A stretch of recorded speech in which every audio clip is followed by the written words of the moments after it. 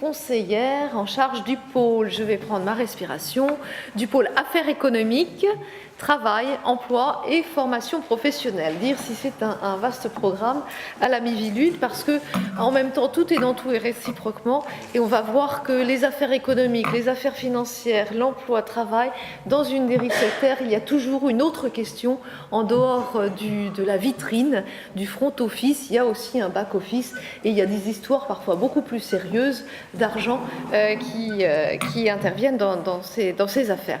Alors bon, je remercie parce que je suis vraiment très contente d'être là aujourd'hui, même si Monsieur Auclin c'est un samedi, il fait beau, mais je trouve que c'était quand même intéressant d'aller à la rencontre des associations parce que vous-même, comme vous le disiez Monsieur le député très justement, vous êtes des alerteurs, vous faites partie d'une communauté d'alerteurs et Dieu sait si nous en avons besoin à la mission puisque nous recevons 2500 signalements à peu près chaque année, plus ou moins selon les années, et ces 2500 signalements eh bien, viennent de vous, viennent des citoyens, viennent des entreprises, viennent de formateurs, d'organismes de formation qui s'interrogent, qui ont un doute, et le fait de s'interroger et d'avoir un doute, c'est déjà un premier pas. Alors, donc ce que je voulais dire également face aux dérives sectaires, on voit aujourd'hui que finalement ce qu'on se disait tout à l'heure au déjeuner, parler d'une dérive sectaire et en associant la religion, aujourd'hui c'est un peu désuet, même si bien sûr certains groupes sectaires se drapent avec ce drapeau de la religion. Et il y a d'autres mouvements qui apparaissent aujourd'hui et comme se plaît à le dire assez souvent notre président, nous trouvons des marchands de bonheur, des marchands de bien-être à tous les coins de rue qui vendent à prix d'or bien sûr des recettes qui de guérison, qui de mieux-être, qui d'une vie meilleure bien sûr, puisque c'est tout ce à quoi nous aspirons tous, d'avoir une jolie vie pleine de bonheur et remplie de joie. Et donc nous trouvons tout un tas de marchands de bonheur. Alors vous l'avez dit également, Monsieur le député, la vie, elle n'est pas toujours un long fleuve tranquille, elle peut être parsemée de périodes pendant lesquelles l'individu, eh bien, il se trouve dans une situation de fragilité. On l'a tous vécu, plus ou moins, dans un contexte qui est marqué par une crise économique, un marché de l'emploi qui est en berne. Il y a certains secteurs, comme la formation, professionnels ou bien encore un autre secteur comme la vente multiniveau qui peuvent constituer des secteurs attractifs, une opportunité pour les uns de complément de revenus professionnels sans exigence particulière, que ce soit en termes de qualification, avec des promesses bien sûr de gains extrêmement rapides et importants. Alors il y a bien beaucoup de sujets qu'on pourrait aborder ensemble.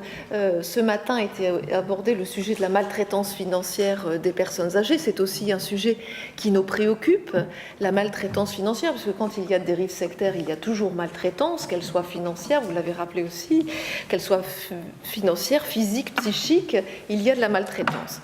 Alors pour illustrer mon propos, je vais prendre quelques exemples qui ont trait à des périodes sensibles, le chômage, le burn-out, l'épuisement professionnel.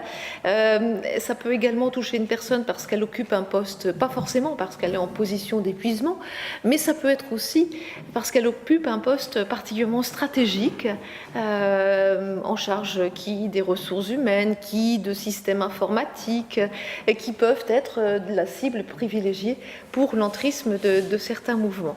Alors dans la vie active, quand on a du mal à joindre les deux bouts, on peut être également facilement séduit par une opportunité de complément de revenus, alléché par des promesses de gains rapides, et c'est le cas notamment de la vente multiniveau. Et je terminerai mon propos par l'entreprise, un petit mot rapide et bref sur l'entreprise qui est aussi une de mes préoccupations.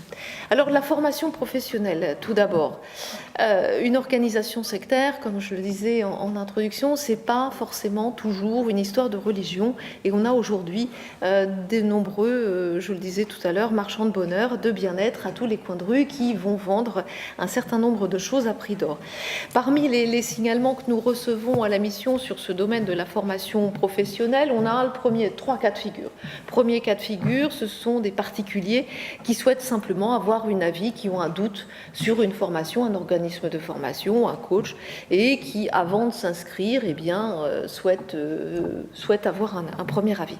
Le deuxième cas de figure, ce sont des organismes, alors soit ce sont des organismes de financement des formations qui vont demander un conseil avant d'accorder un financement.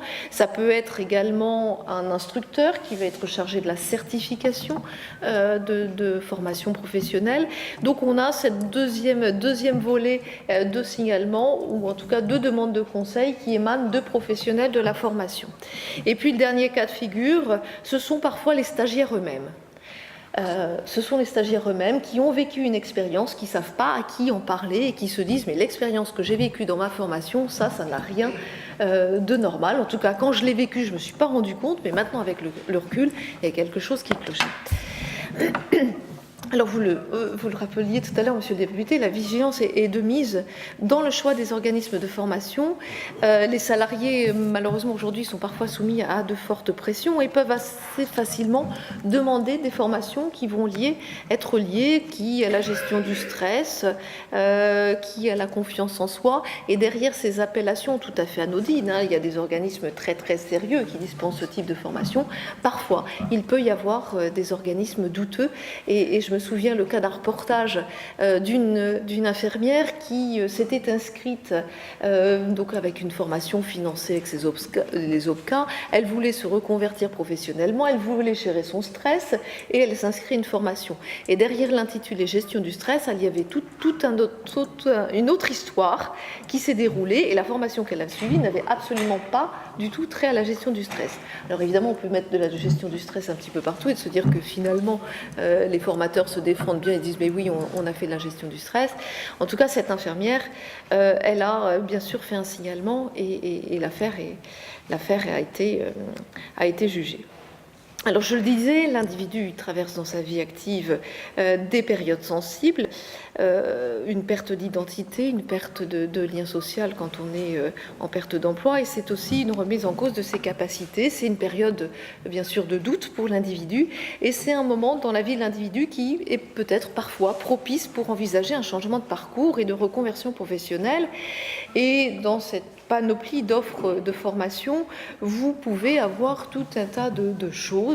Vous pouvez avoir envie de vous reconvertir, et ça c'est tout à fait légitime dans une formation continue tout au long de la vie. Alors on trouve des choses très farfelues dans la panoplie d'offres de formation. On a recensé, et ça c'est avec nos collègues du ministère de l'Emploi avec lesquels nous avons travaillé, je vous assure que c'est vrai, ils ont reçu des demandes de formation pour devenir dragonnière, autrement dit chasseur ou chasseuse de dragons, de druides, de fées ou d'elfes ou autres personnages. Et on peut également se reconvertir dans d'autres disciplines. Le choix est très très large, des disciplines énergétiques. Et là encore, le choix est vaste, la panoplie est grande.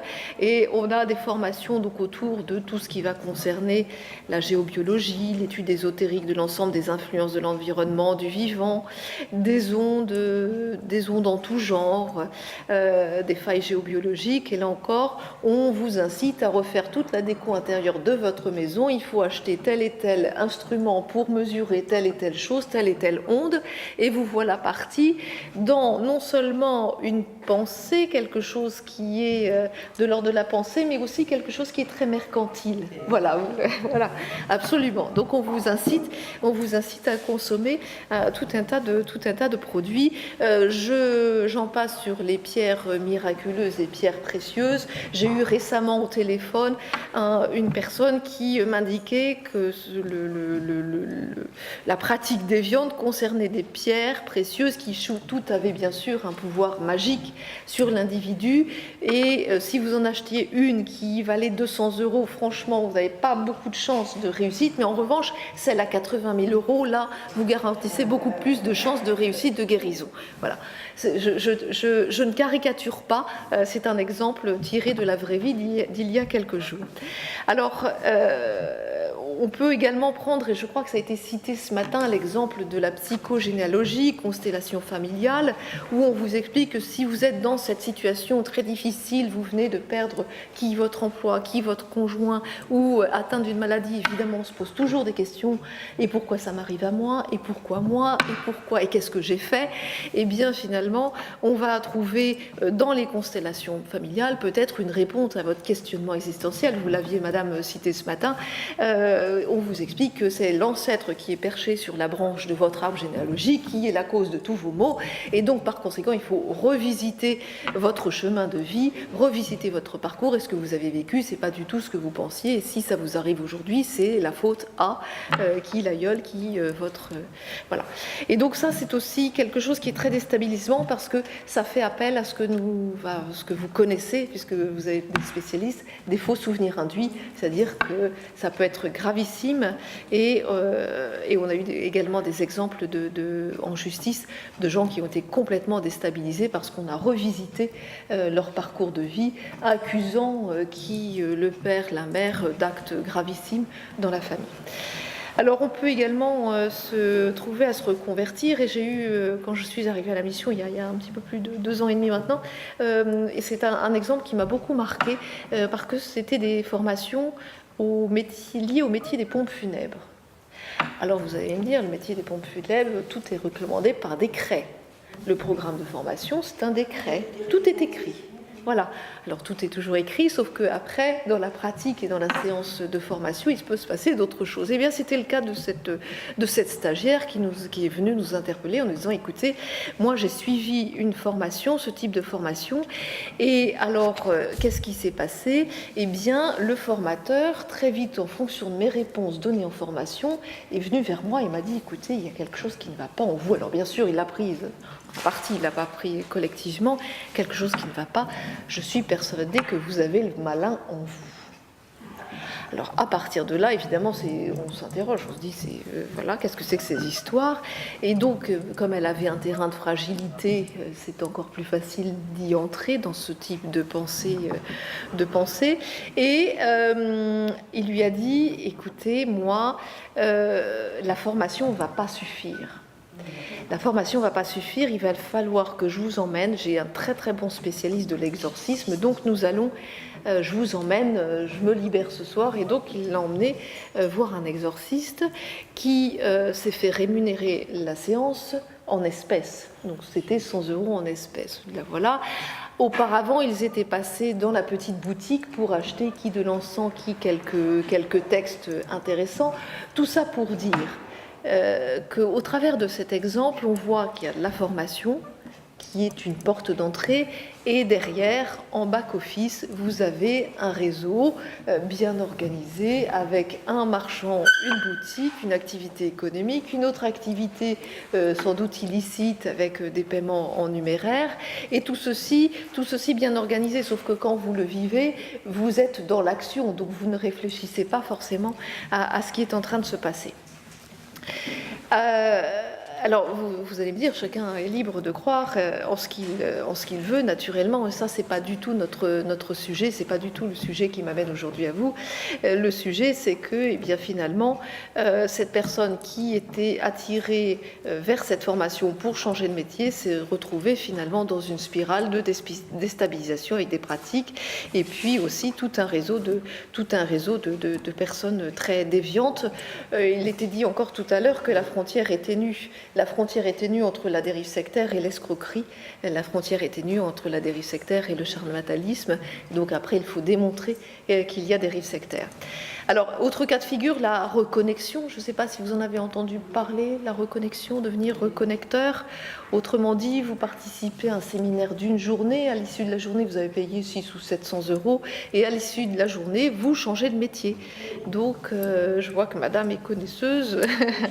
Voilà, et donc, vous avez un show vraiment à l'américaine, de la musique, l'estrade. On fait venir des gens qui viennent témoigner pour montrer ô combien c'est formidable d'être connecteur. Et en l'espace-temps d'une après-midi, vous êtes vous-même reconnecteur, le grand maître spirituel vient sur scène mimer quelques gestes comme ça pour vous apprendre à être reconnecteur, tout le monde mime dans la salle, et à la fin, vous avez une forme de sorte d'attestation, de certification qui n'en est pas une. Oui ? Ah, pardon. Ma voix a baissé, c'est ça ? Alors, voilà, donc tout ça pour dire qu'on a aujourd'hui dans le champ de la formation, du santé, de bien-être, soins, santé, bien-être, mieux-être, tout ceci est un peu amalgamé, tout ceci représente un tout. Et parfois, on peut avoir envie d'avoir accès à des carrières pseudo-médicales, les carrières médicales, évidemment, vous le savez comme moi, sont très longues, sont très difficiles, et d'avoir accès en un espace-temps beaucoup plus court à quelque chose qui s'en apparente. Et dans un magazine d'information qui se veut indépendant, qui se présente comme une revue de vulgarisation pseudo-scientifique, on y trouve des concepts en sciences, santé, énergie, conscience, et on trouve notamment, et ça m'a beaucoup marqué, une définition de la médecine quantique, parce qu'aujourd'hui tout est quantique. Alors on connaît tous la physique quantique, mais maintenant vous avez tout un tas de choses qui sont quantiques. La médecine quantique. Alors pour qu'une médecine, donc je lis la définition, pour qu'une médecine soit quantique, il faut d'abord qu'elle soit de la médecine. C'est-à-dire selon nos critères occidentaux, que ce soit fondé sur des preuves. En second lieu, il faut que ce soit quantique. C'est-à-dire que des processus soient objectivés sur des échelles atomiques et infra qui impliquent le comportement quantique de particules et d'ondes, les deux formes sous lesquelles se présente à nous la matière. Alors même si je vous le relis 10 fois, 20 fois, on a du mal à accéder au sens. Je l'ai fait relire par ma collègue qui est docteur en pharmacie. Ça a été la même chose, la même stupéfaction. Voilà. Donc, il y a beaucoup de vocabulaire. Ça a été dit également ce matin. Les néologismes, le vocabulaire est foisonnant. Entre la thérapie quantique, vibratoire, les sciences de la lumière, la formation thérapie, application des sciences de la conscience, comprendre le monde quantique qui vous entoure. En tout cas, vous avez vraiment là tout un champ qui vous est ouvert, et comme ça résonne scientifique, c'est un peu trompeur finalement pour le citoyen, parce que une des thématiques de votre colloque, c'était justement protéger le citoyen, protéger le consommateur. Et bien pour le consommateur, il y a des appellations qui peuvent être trompeuses. Alors, j'en passe également sur les intitulés, et c'est vrai qu'il y a peut-être aussi un travail à faire de protection. Les entreprises privées ont pour habitude de protéger des termes. Il y a peut-être aussi quelque chose autour de la protection de termes comme le terme médecine, qui est un terme générique qui pourrait être peut-être protégé. Il y a aussi, et on trouve les universités, le terme université et faculté, ça peut être trompeur pour le consommateur qui peut penser s'inscrire à l'enseignement supérieur dans un institut d'enseignement supérieur, et qui va, au travers de l'université des savoirs, je vais dire n'importe quoi, des savoirs spirituels, ou la faculté des sciences quantiques, par exemple, va se dire tiens, je m'inscris dans quelque chose qui est sérieux, et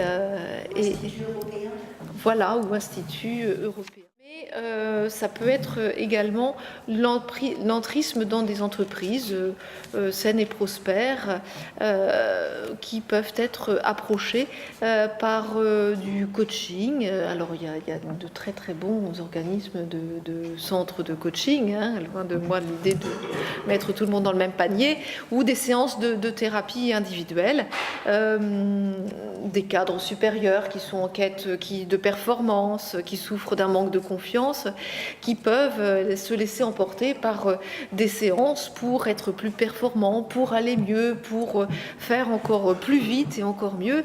Et personne, je crois que c'est aussi, ça rejoint ce qui a été dit tout à l'heure, c'est-à-dire que personne n'est immunisé.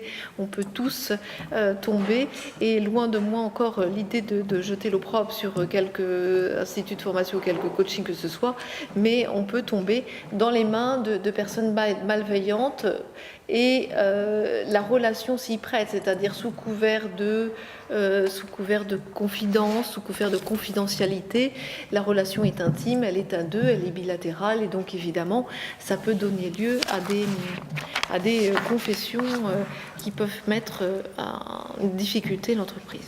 Alors je le disais, la formation, alors vous allez me dire, c'est bien beau, vous venez de nous dresser le panorama de tous les dangers potentiels liés à la formation professionnelle, mais alors qu'est-ce que vous faites, vous, à la Miviludes? Alors depuis la loi 2014 qui introduit pour la première fois la notion de dérive sectaire dans la formation professionnelle, le décret qui en 2015 a suivi et s'est inscrit dans la continuité de cette loi prévoit les critères de qualité de la formation. Et nous avons travaillé avec le ministère de l'Emploi, avec la Direction générale de l'Emploi et de la formation professionnelle, nous travaillons avec Pôle emploi, nous travaillons avec la Commission nationale de certification professionnelle, parce que tous ces acteurs contribuent à donner de la visibilité à des groupes qui parfois sont déviants. Alors il est nécessaire pour nous de parler d'une seule et même voix, et que lorsque la mission donne un avis sur un groupe, que nos collègues qui sont d'autres entités puissent suivre. Et nous avons vraiment travaillé de manière très concertée, de manière très collective, pour co-construire des outils d'aide au repérage de possibles déviances, ou en tout cas d'organismes douteux. Et ces outils d'aide seront bientôt à la disposition des instructeurs, parce qu'une fois qu'on a dit à la personne qui a le dossier attention, potentiellement il y a danger, c'est concrètement moi comment je m'y prends au quotidien pour savoir si cet organisme de formation là il est bien, ou si celui-ci j'émets quelques doutes ou j'ai besoin d'éléments de précision. Donc voilà. Alors, un petit mot rapide sur les dispositifs de vente multiniveau qui font l'objet d'énormément de signalements à la mission. Nous recevons beaucoup d'interrogations, beaucoup de doutes d'entourage de personnes qui nous interpellent en nous disant « mais écoutez, j'ai un de mes proches qui, en complément de revenus, ou qui s'est mis dans la vente multiniveau, ça me semble très douteux, parce que dans un espace-temps très court, il commence à se couper de ses activités extra-professionnelles, couper de son milieu professionnel, il envisage de se dédier totalement à cette activité-là. Et pour nous, c'est préoccupant, parce que les témoignages que nous recevons, tous convergent vers des ruines financières et affectives des individus. Et donc ça nous préoccupe beaucoup. Alors on est en train de travailler tout particulièrement sur ce sujet-là. Et encore une fois, la vente pyramidale est interdite. Et il y a quelque chose autour de ces dispositifs et de réseaux de vente multiniveau. Alors, c'est toujours aussi sous couvert de produits, de compléments alimentaires dont l'efficacité n'a jamais été prouvée scientifiquement. Et on retrouve aussi des personnes qui ont un régime alimentaire totalement modifié pour ne consommer que ces produits-là qu'ils vont alors vendre, parce qu'on leur explique que pour bien vendre un produit, il faut le connaître soi-même et l'avoir testé. Un petit mot également sur tous ces dispositifs, que ce soit la formation, que ce soit ces dispositifs de réseau. Un petit mot sur Internet. Ce matin, ça a été également évoqué. Finalement, Internet, à la fois c'est très bien, parce que ça nous donne une source d'information extraordinaire. Et en même temps, et je rejoindrai Monsieur Bronner, Gérald Bronner, dans ses écrits, qui nous met en garde contre ces réseaux, contre Internet, parce que finalement, lorsqu'un internaute cherche sur Internet, il cherche avec sa représentation du monde. Donc la représentation du monde, il a des mots-clés qui lui viennent à l'esprit, et ces mots-clés, il va les taper, les algorithmes de recherche vont le conduire et le mener vers des sites qui vont confirmer sa vision du monde, et qui vont de fait constituer un biais de confirmation. Et ça, c'est quelque chose qu'on n'a pas forcément conscience. Quand on navigue sur Internet, on a toujours le sentiment de naviguer librement, d'être libre. Donc il faut vraiment être particulièrement attentif. Alors le dernier sujet, et j'en terminerai là, c'est le sujet de l'infiltration ou des dérives sectaires possibles en entreprise. Alors, quelles soient les entreprises, quelle que soit leur taille, que ce soit des entreprises, des petites structures ou des structures de grande importance, elles sont bien sûr fondamentalement indispensables à notre économie, et elles peuvent être également la cible de mouvements à caractère sectaire, soit comme je vous disais tout à l'heure, parce qu'elles représentent un intérêt stratégique. On a quelques industries, le fleuron français industriel est assez riche en la matière, soit parce qu'elles ont des données personnelles, et on sait aujourd'hui que les données constituent le nouveau pétrole et sont de l'or. Donc les directeurs de services informatiques qui ont le système nerveux de l'entreprise. Et donc pour une communauté, ça peut représenter un intérêt d'atteindre le cœur d'un système nerveux et prendre différentes formes. Je ne vais pas revenir là-dessus. La formation professionnelle, pourquoi pas, ou simplement approcher quelques postes ciblés par les mouvements. Alors pourquoi les mouvements s'intéressent aux entreprises, qui est ciblée et comment elles s'y prennent? Alors pourquoi? Je l'ai dit à plusieurs reprises, l'intérêt stratégique, ça peut faire l'objet d'un pillage intellectuel, d'un pillage financier, parce qu'elle est porteuse de données à valeur ajoutée, parce qu'elle fait preuve de prospérité financière. En tout cas, toutes les stratégies sont utilisées pour pouvoir intégrer l'entreprise, et on pourrait même aller jusqu'à dire que ça peut constituer une bataille économique. Alors, il m'est arrivé de recevoir à titre d'illustration des chefs d'entreprise qui avaient créé leur structure et qui se sont retrouvés dans un espace-temps très court, totalement dépossédés de leurs biens et de leur entreprise, qui ont été totalement, les comptes ont été littéralement vidés. Donc on peut s'interroger. Alors les postes clés qui est ciblé, les postes clés peuvent constituer une cible privilégiée sur des structures qui sont parfois complexes, composées de fusions, acquisitions, de sous-traitants, d'une chaîne de sous-traitants dont on n'a plus forcément totalement la pleine et entière maîtrise, et ça peut constituer des points de vulnérabilité, cette multiplicité de structures et de formes, et vont rendre finalement le contrôle parfois difficile. Il y a aussi une autre cible qui sont les expatriés. Lorsque nous envoyons des Français sur les territoires étrangers, ça peut constituer, leurs conjointes peuvent constituer une cible privilégiée, parce que finalement, à force d'ennui et de ne pas trop savoir quoi faire, on peut se trouver happé dans un groupe pour aller y faire tout un tas d'activités. Et bien sûr, le but n'est pas tant de vous divertir ou de lutter contre l'ennui, mais plutôt de toucher le conjoint ou la conjointe d'une personne qui a un poste clé, vous l'aurez compris.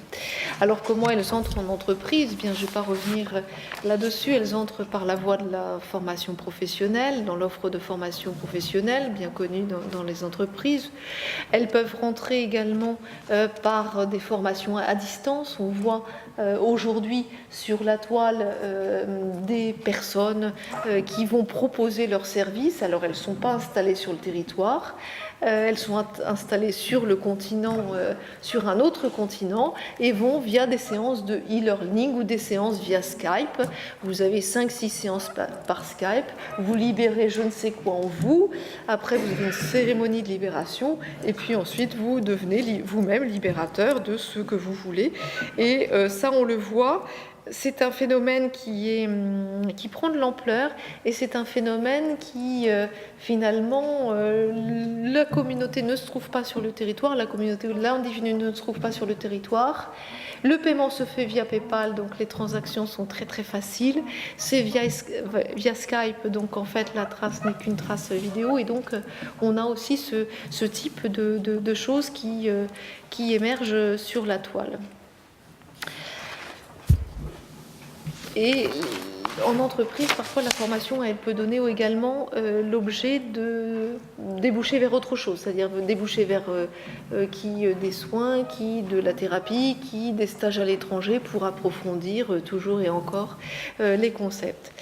Dernier point, la cybersécurité et les libertés individuelles. Le monde des réseaux sociaux, on l'évoquait également ce matin, ça peut constituer un espace de recrutement et de repérage, on l'a vu ces derniers temps. Et les personnels, ne s'en méfie jamais assez, sont disponibles finalement en source ouverte. Vous allez trouver des arbres généalogiques entiers qui vous permettent de reconstituer sans aucune difficulté, la famille. Enfin, vraiment, vous avez les moindres détails de la vie privée. Et moi, j'aime beaucoup citer un professeur de psychiatrie de l'université de Stanford qui dit que finalement la toile elle exacerbe l'exhibitionnisme, le narcissisme, on étale ses cercles d'amis, il y a des concours de popularité sur la toile, on cible selon les groupes, selon la tribu d'appartenance, les pratiques affichées, il y a un vrai besoin de reconnaissance sociale dans ce cyberespace et il est finalement très aisé de connaître vos habitudes, votre lieu de résidence. Finalement, vous livrez beaucoup plus d'informations que ce que vous pensez en livrer et ça constitue forcément un facteur de vulnérabilité et un facteur également d'attrape sur la toile. Je citerai un dernier exemple qui est un exemple qui est arrivé à peu près il y a un petit peu plus d'1 an d'une personne qui, comme ça, via les réseaux sociaux, naviguait, se retrouvait dans un cercle de discussion, quoi de plus naturel, qui dans ce cercle de discussion, ça s'est réduit en entonnoir, s'est retrouvé en conversation bilatérale avec une seule personne. Et en fait, cette personne qui était présente sur les réseaux sociaux n'était qu'un personnage fictif. Il y avait une photo, il y avait une vie, il y avait une soi-disant profession, et donc c'est un personnage fictif. Donc il y a aussi ça sur la toile, des personnages qui peuvent exister, derrière lesquels se cachent des réseaux mal intentionnés. Alors moi je dirais simplement pour conclure que d'une manière générale, bien sûr, on constate aujourd'hui la multiplication de méthodes qui sont un point commun d'intégrer des pratiques, que ce soit des pratiques de management, des pratiques d'éducation, de soins, de bien-être, de santé, et qui vont se présenter comme des outils de communication, des outils d'épanouissement personnel, des pseudothérapies, et elles n'offrent pour toute garantie de sérieux que le seul label qu'elles vont s'attribuer elles-mêmes. Et elles cultivent bien sûr un grand flou conceptuel visant à donner une illusion d'authenticité et d'efficacité sous une impression de spiritualité, alors même qu'elles n'ont aucun fondement scientifique ni culturel et qu'elles n'ont jamais été évaluées. Alors, il y a quelques jours, nous recevions en entretien une victime sortie d'un mouvement il y a 1 an, et ce qui était impressionnant, c'est de voir que son propos et son comportement étaient totalement conditionnés. On en parlait également ce matin. C'est difficile quand on sort d'un mouvement à caractère sectaire, parce que les victimes sont parfois totalement conditionnées par des réflexes acquis dans la communauté dont elles ont du mal à se défaire, et on s'aperçoit alors que le travail que vous menez, vous, en qualité d'association, et nous, en qualité de représentants de l'État, finalement, c'est en quelque sorte une rééducation. Il faut réapprendre à douter, il faut réapprendre à élargir son champ de vision pour retrouver toute sa capacité et sa liberté de penser. C'est également ce que Monsieur Klein, ce que vous citez dans votre ouvrage, à la fin de l'ouvrage, vous ne vous en souvenez plus, mais je l'ai noté, donc que vous dites que finalement, dans votre ouvrage intitulé « Dignité, liberté », que la réflexion, l'esprit critique et le doute sont autant de composantes de la dignité. Je crois que c'est vraiment ça, c'est tout un programme, et je vous remercie de votre attention.